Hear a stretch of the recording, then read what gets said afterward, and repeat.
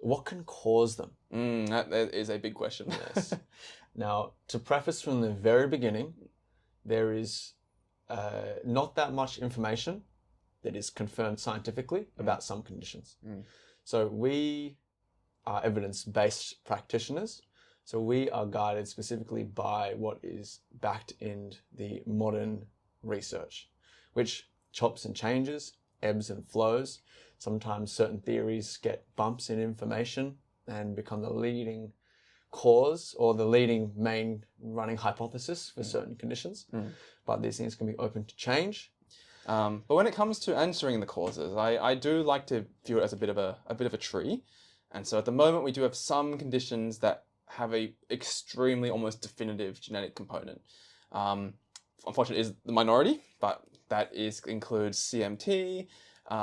It includes another rare one called Rett syndrome, for example. And I briefly mentioned earlier, but Huntington's disease is another one that's very hereditary. And what that means is if someone has the gene that codes for a certain protein, then we know from genetic studies that if a child inherits that gene, they are almost guaranteed to manifest the disease. And so that includes Huntington's again. Something like CMT, passed down by genetics, typically much more prevalent in the female population. Yes, it's nothing with genetic conditions. Yes. It can be a gender component. Yes. So then the next component comes down to autoimmune factors. Yes. So this is one where, again, we know the mechanism that causes these symptoms and impairments to happen.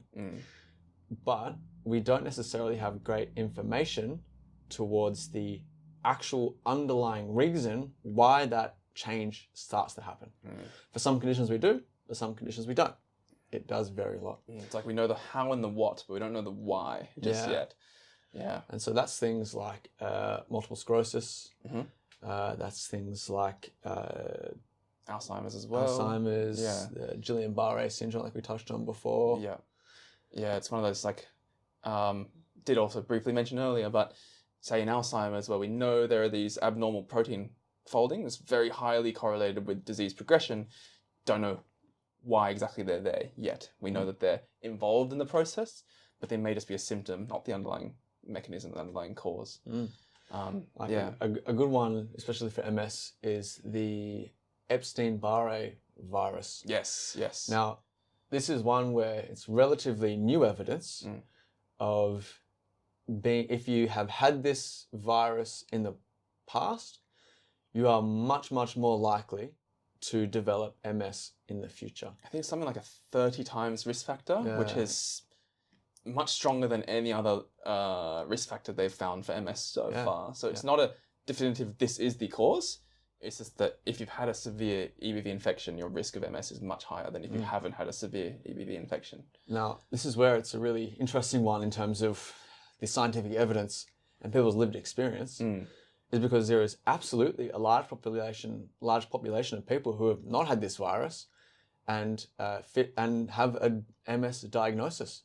And there's an almost disproportionate amount. Yes. So while the evidence is saying that this is a 30 times factor, there is a really big population of people with MS who have never had the EBV virus. Including had multiple tests. We've heard from people in our comments, like many times they've been tested for the EBV virus, but it's always come back negative.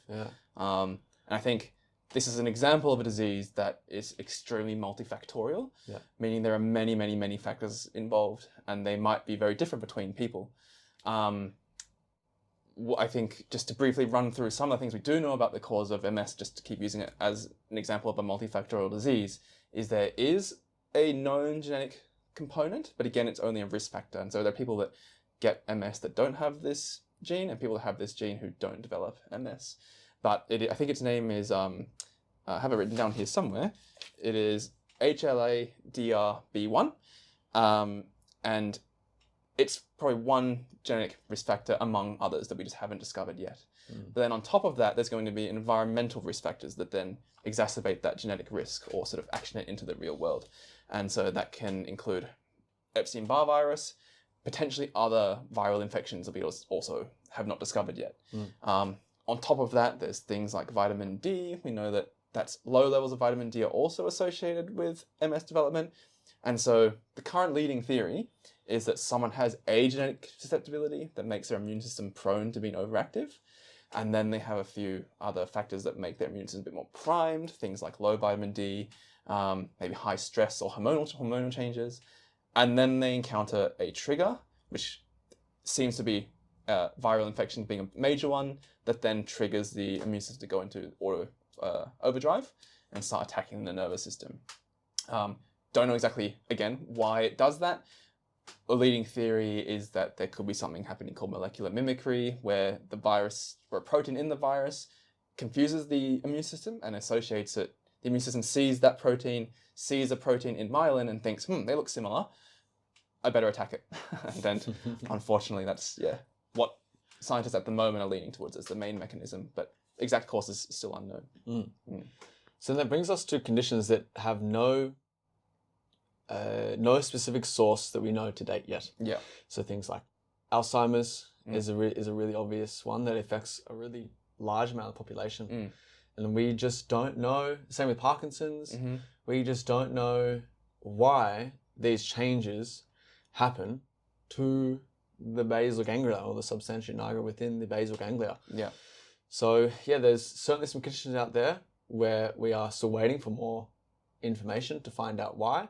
Some of them can have links to other potential causes, but there's still no definitive answer to what the source of the changes are. Yeah, conditions like ALS and motor neuron disease as well. Yeah, it can be very frustrating for people living with these conditions too, just to have this process happening and be really fighting against it, but not knowing why and being told we just don't know yet. But unfortunately, that's just the nature of science as a slow-moving machine. But it's unfortunately the way it is. But to link that into a positive note, despite not having a lot of information about the why of some of these conditions, we do know a lot of the how and the what. And so the underlying mechanism, despite not knowing the cause, we do know what's happening.